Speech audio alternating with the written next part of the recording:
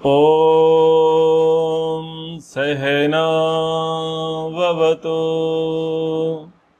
सहनौ भुनक्तु सह वीर्यं करवावहै तेजस्विनावधीतमस्तु मा विद्विषावहै। ओम शांति शांति शांति। विशुद्ध मनुस्मृति चतुर्थ अध्याय। आज प्रसंग चलेगा सदाचार और दुराचार का। सदाचार शब्द पर सर्वाधिक जोर जिस ग्रंथ में दिया गया उस ग्रंथ का नाम है मनुस्मृति। सदाचार हीनो न पुनन्ति वेदः। सदाचार से हीन जो व्यक्ति है उसको वेद भी पवित्र नहीं करता। और आज भी आपने कल्याण मार्ग पथिक के अंतर्गत आपने सदाचार को ही एक प्रकार से पढ़ा था। तो सदाचार के विषय में महर्षि मनु जी कहते हैं, श्रुति स्मृति उदितम सम्यक निबद्धम स्वेषु कर्मसु धर्म मूलम निषेवेद सदाचारम अतंद्रितः। मनुष्य सदा अतंद्रितः आलस्य प्रमाद छोड़कर अर्थात सावधान रहकर श्रुति स्मृति उदितम वेद और स्मृति में कहे गए स्वेषु कर्मसु सम्यक निबद्धम जो सभी कर्तव्यों का आधार है, अर्थात जो सभी कर्तव्यों के साथ अनिवार्य रूप से पालनीय हैं, उस धर्म मूलम धर्म के मूल सदाचारम निषेवेत सदाचार का पालन करें। ऋषि दयानंद सरस्वती जी महाराज संस्कार विधि के गृहस्थाश्रम प्रकरण में कहते हैं कि गृहस्थ सदा आलस्य को छोड़कर वेद और मनुस्मृति में वेदानुकूल कहे हुए अपने कर्मों में निबद्ध और धर्म का मूल सदाचार अर्थात सत्य और सत्पुरुष आप्त धर्मात्माओं का जो आचरण है उसका सेवन सदा किया करे। ऋषि दयानंद जी ने जिस प्रकार से इसका भाष्य किया और ऐसा प्रतीत होता है कि वेद स्मृति सदाचारः स्वस्य च प्रियमात्मनः एतत् चतुर्विधम प्राहु साक्षात धर्मस्य लक्षणम। एक प्रकार से उसी को उन्होंने कह दिया कि गृहस्थ व्यक्ति वेद और मनुस्मृति में वेदानुकूल कहे। ठीक है, तो वेद और स्मृति आ गया। फिर उसके बाद धर्म का मूल सदाचार अर्थात सत्य और सत्पुरुष आप्त धर्मात्माओं का जो आचरण है, तो सदाचार भी यहां पर आ गया है। तो इस पर जोर दिया गया है कि हम क्या करें, जो सदाचार से दुराचार की ओर हटना होता है। सदाचार के मार्ग पर व्यक्ति चला हुआ है और वहां से जो उसका पैर फिसलता है, वो पैर फिसलने का कारण क्या है? पैर फिसलने का कारण है आलस्य प्रमाद।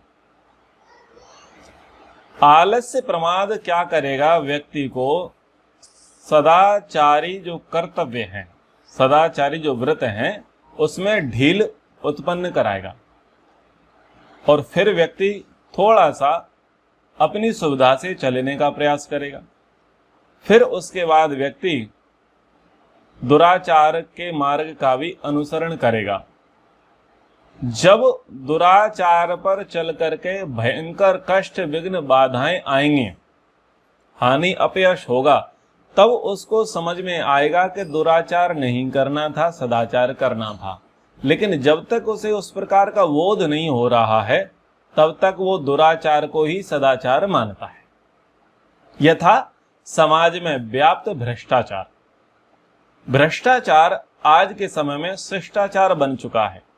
यानी आप किसी वकील के पास जाओ, किसी कोर्ट कचहरी के कार्य में जाओ, तहसील में जाओ, किसी भी शासकीय विभाग में जाओ अथवा किसी नेता से अपना कार्य कराने जाओ, तो एक शिष्टाचार बन चुका है कि खाली हाथ मत जाओ।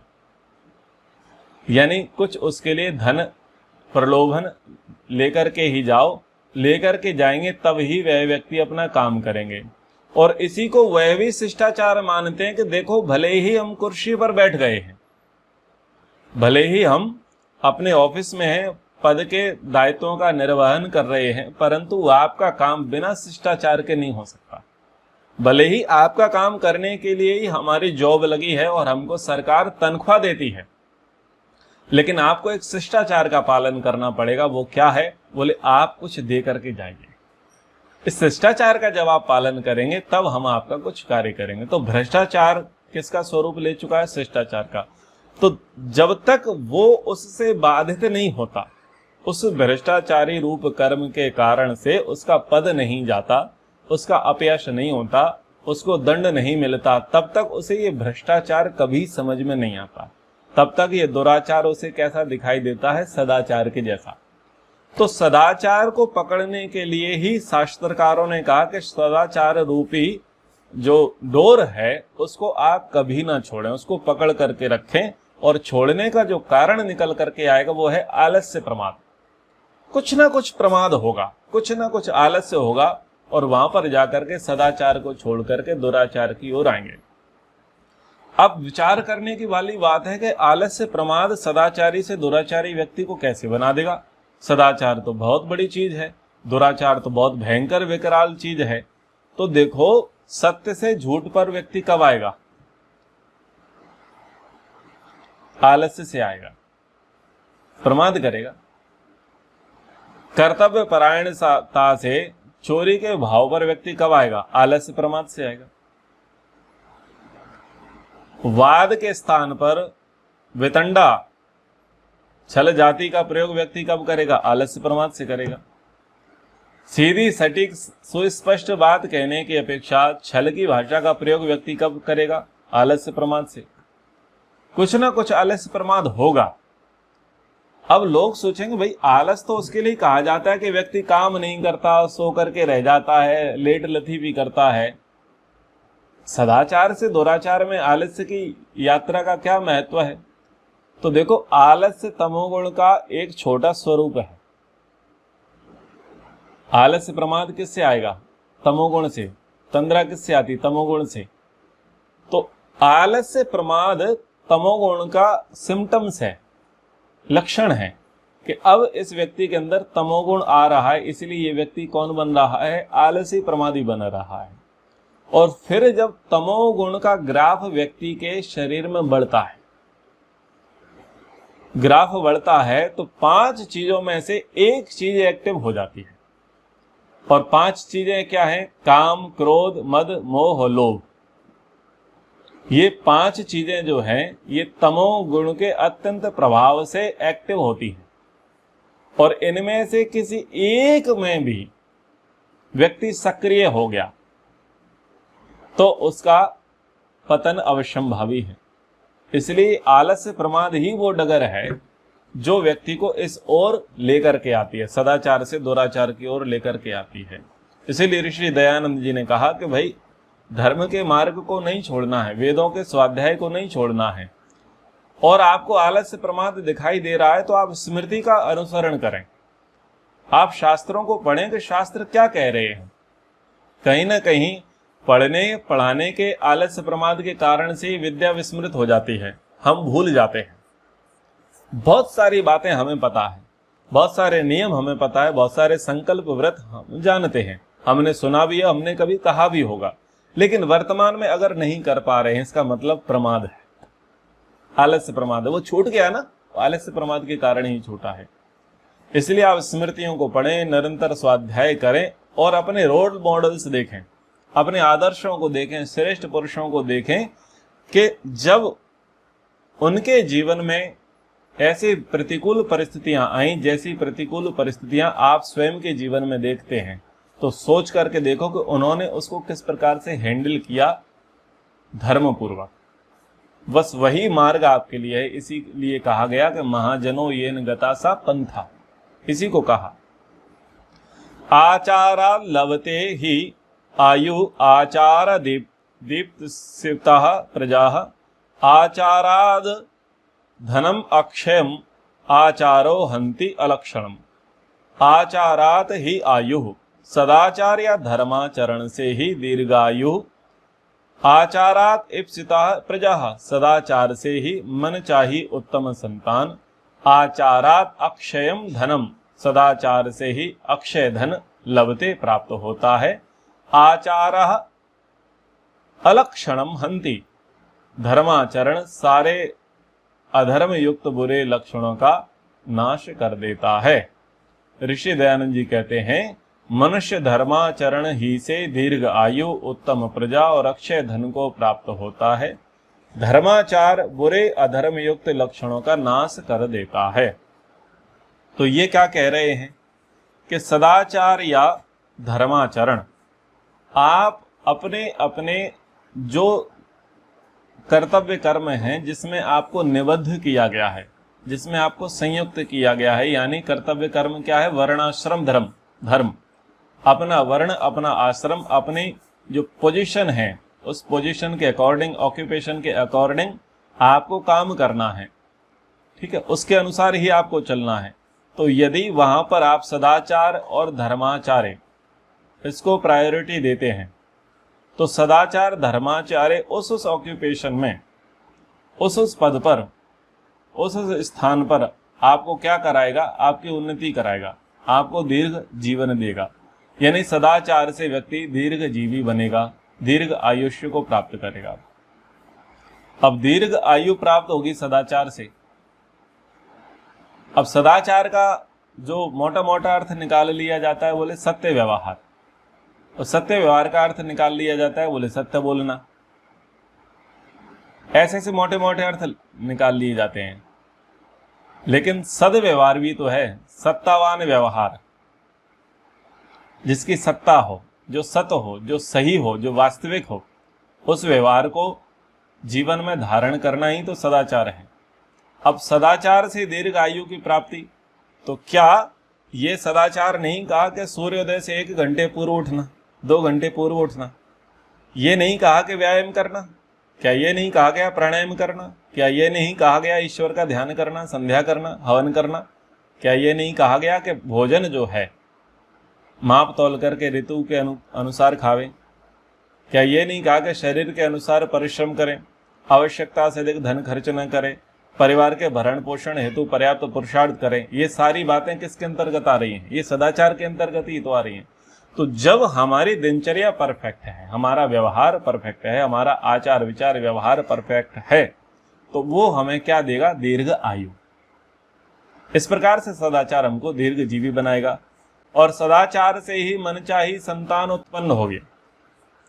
यदि विवाह कर लिया है और विवाह के बाद व्यभिचार में लग गए हैं, तो मनचाही उत्तम संतान की प्राप्ति नहीं होगी। अब उत्तम संतान की प्राप्ति करनी है तो सबसे पहले किसे सुधारना पड़ेगा? भोजन को और भजन को सुधारना पड़ेगा। भजन का मतलब है चिंतन, आपके सोचने का तरीका, क्योंकि भोजन से रस रक्त मांस मेद मज्जा अस्थि वीर्य का निर्माण होता है।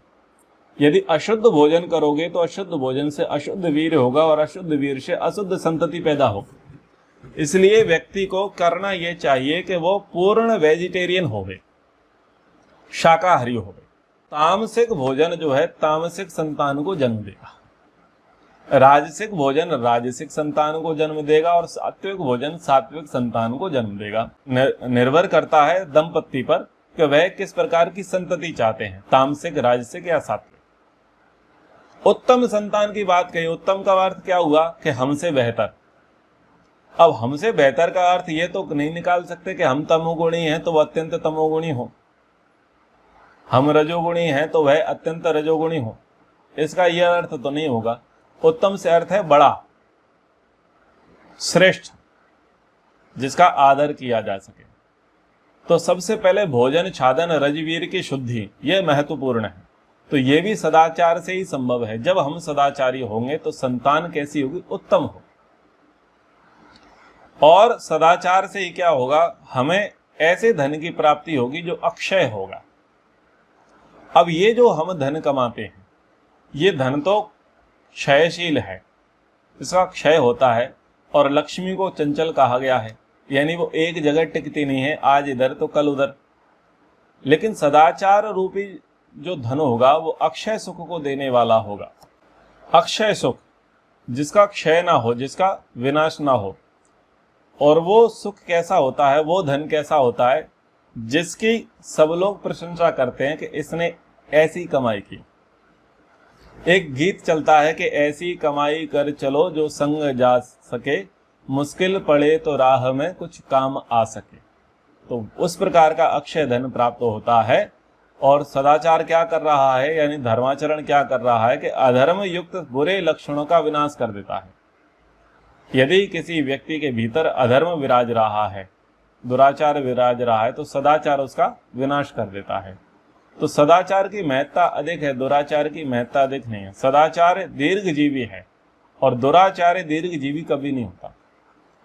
सत्य जो है सदैव चिरंजीवी होता है और असत्य की आयु जो है बहुत छोटी होती है, भले भले ही उसका वेग हो। जैसे कि नदी और नाला, नाले का वेग दिखाई दे सकता है बरसात में, लेकिन उसकी आयु लंबी नहीं होती, और नदी की आयु लंबी होती है।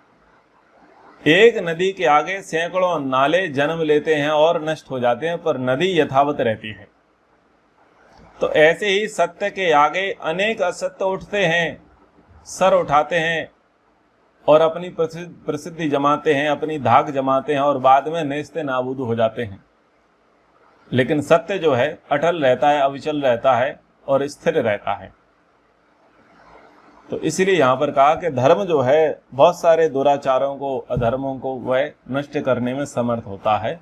तो सदाचार के लाभ बता दिए। अब विपक्ष पूर्वक दुराचार से हानियां बता रहे हैं।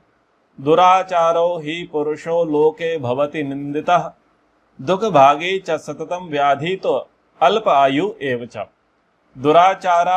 दुराचारः ही पुरुषः, जो दुराचारी पुरुष है वह लोके निंदितः भवति, संसार में निंदा का पात्र बनता है, और सततम व्याधिता, निरंतर रोगों से ग्रस्त रहता हुआ, दुख भागी, दुख को भोगने वाला, और अल्पायु एव भवति, कम आयु वाला होता है, अर्थात उसकी आयु घट जाती है और शीघ्र मृत्यु को प्राप्त होता है।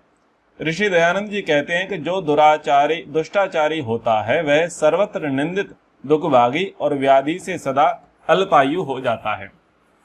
तो विधि निषेध परक सदाचार और दुराचार को बताया है। एक तरफ सदाचार के लाभ बताए हैं। सदाचार के लाभ ये हैं कि आप दीर्घजीवी बनेंगे, आपकी संतानें उत्तम होंगी, आपको अक्षय धन की प्राप्ति होगी और पुण्य लोगों की भी आपको प्राप्ति होगी। और दुराचार यदि आप करेंगे तो दुराचार करने से क्या लाभ है, क्या हानि है, वो बताई कि संसार में सबसे पहले आप निंदा के पात्र बनेंगे। जैसे ही व्यक्ति काम, क्रोध, लोभ, मोह, ईर्ष्या, द्वेष, आलस्य, निंदा, चुगली, अहंकार इन दोषों में फंसेगा और फिर इसके कुछ परिणाम दिखाई देंगे, इसके कुछ लक्षण दिखाई देंगे। और वो लक्षण क्या होंगे कि व्यक्ति के चेहरे पर दिखाई देने लग जाएंगे। यानी पहले तो वो थोड़ा थोड़ा सा अंश रूप में उसके अंदर प्रवेश करेंगे, फिर धीरे धीरे वो दुराचार रूपी कीटाणु जो है मनुष्य को ग्रसित करेंगे। जब मनुष्य उसके वशीभूत हो जाएगा तो फिर वो दुराचारी व्यक्ति जो है अब अपने दुराचार को बाहर प्रकट करेगा, और जैसे ही वो बाहर प्रकट करेगा तो लोग कहेंगे ये बुरा व्यक्ति है, ये बुरा व्यक्ति है। तो सबसे पहले उसकी सामाजिक निंदा होगी, संसार में उसकी निंदा की जाएगी। अब निंदा किनकी होगी?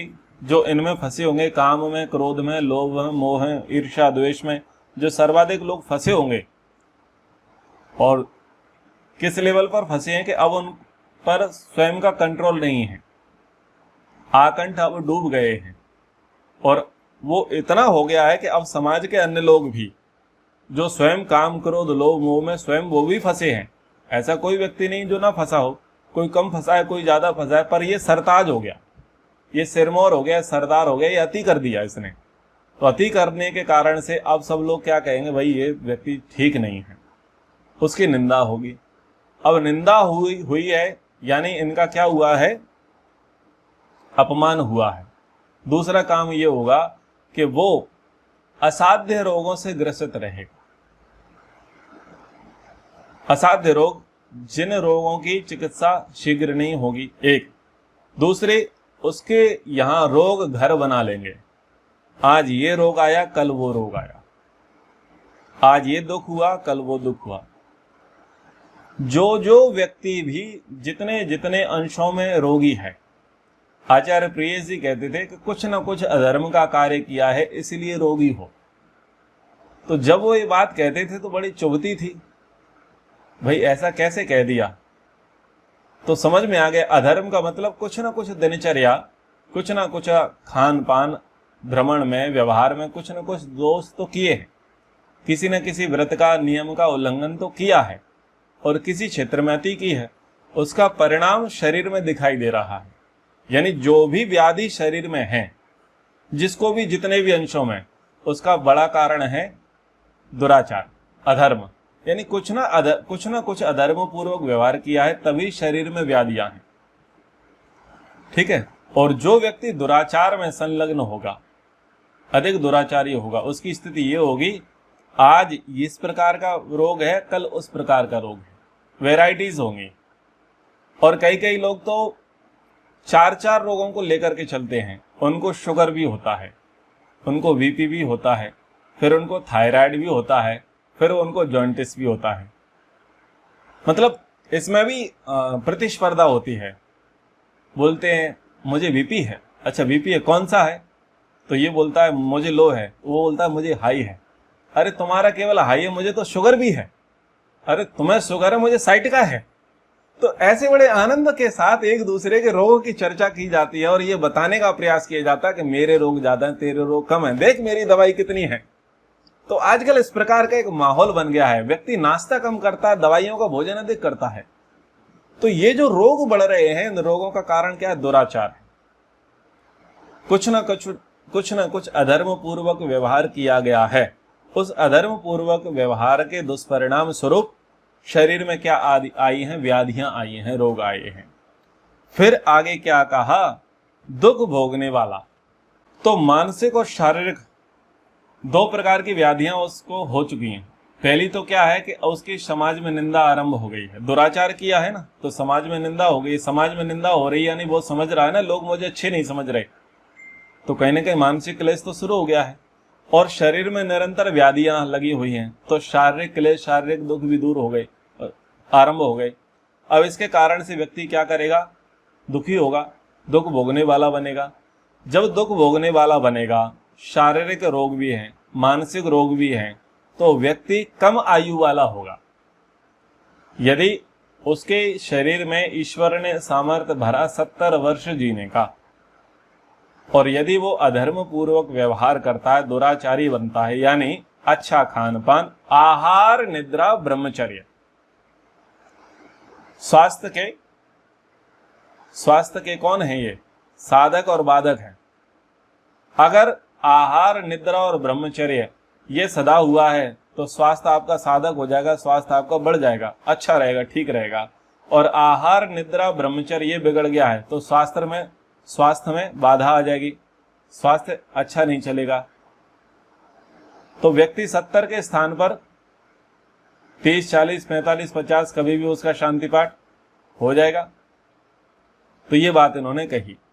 सर्व लक्षण हीनो अपि या सदाचार वान्नरः श्रद्धानो अनसूयस्य शतं वर्षाणि जीवति। यह नरः, जो मनुष्य, सर्व लक्षण हीनः अपि, विहित विद्या आदि सब लक्षणों से रहित होते हुए भी यदि सदाचारवान, सदाचारी है, श्रद्धानः च अनसूयः, सत्कर्मों के प्रति श्रद्धावान है और ईर्ष्या, द्वेष, निंदा से रहित है, वह शतम वर्षाणि जीवति, 100 वर्ष पर्यंत जीता है। अर्थात इन गुणों वाले व्यक्ति की आयु बढ़कर 100 वर्ष तक हो जाती है। ऋषि जी कहते हैं जो सब अच्छे लक्षणों से हीन होकर भी सदाचार युक्त, सत्य में श्रद्धावान और निंदा आदि दोष रहित होता है, वह सब सुख से 100 वर्ष पर्यंत जीता है।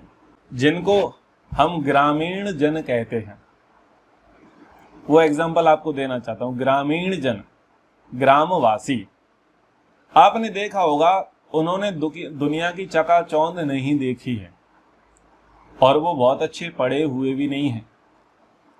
ना तो उनकी लौकिक शिक्षा है और ना ही उनके पास कोई धर्म शिक्षा है।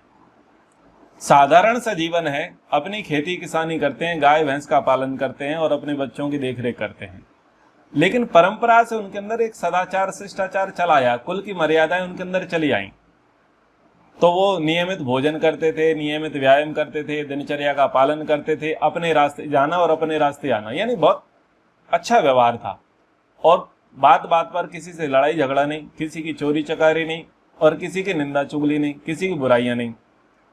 सादा सरल व्यक्ति था।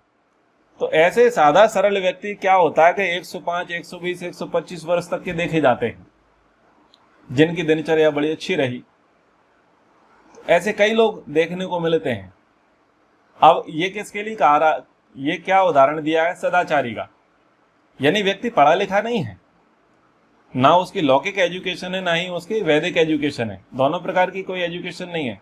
ना वो धर्म को ठीक ठीक जानता जैसे बहुत सारे लोग जानते हैं, लेकिन उसने ईमानदारी से अपना कार्य किया है, किसी को सताया नहीं है, किसी से लड़ाई झगड़ा बखेड़ा मोल नहीं लिया है और शांति से अपना जीवन जीता रहा है, अपने परिवार का भरण पोषण करता रहा, अपनी जिम्मेदारी निभाता रहा, अपना कार्य करते रहा। तो वो सदाचारी व्यक्ति।